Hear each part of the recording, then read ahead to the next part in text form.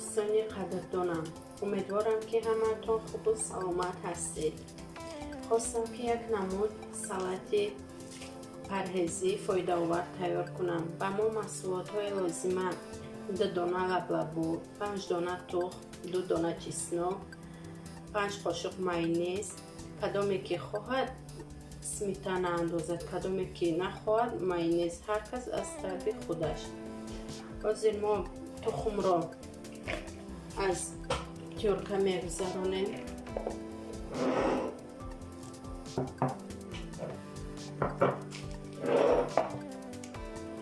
من با دندانچه های کلانش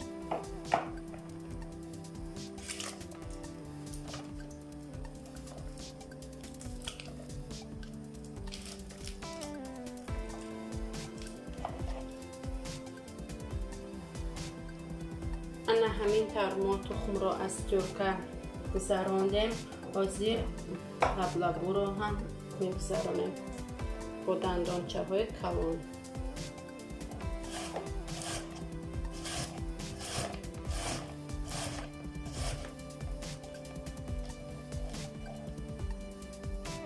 انا همین طور لبلبوها رو میده کردیم. حاضر به درون مایونز چسناک رو هم میده کرده آمیخته میکنیم.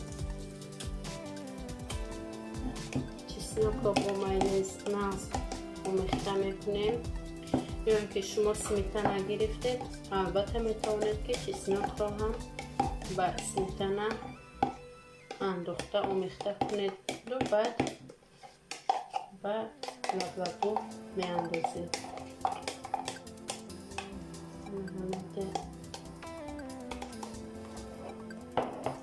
مایونز رو هم میاندازیم.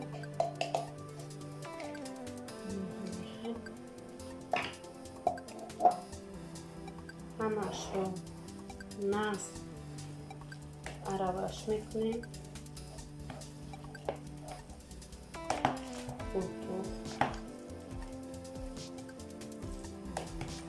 من نمک نمی اندازم چون که سالاد پرهیزی است.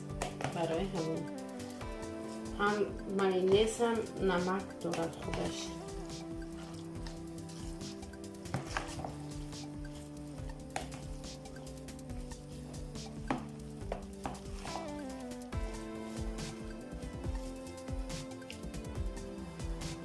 من همین طور آمیخته کردیم. همش آمیخته شد. تخم و مایونز و چسناک همش خوب آمیخته شد.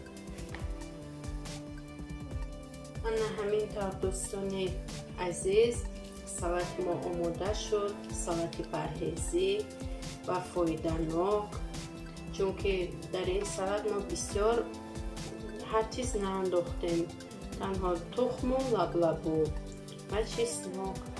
شما هم میتوانید به خانواده های خود، به نزدیکان خود تیار کنید.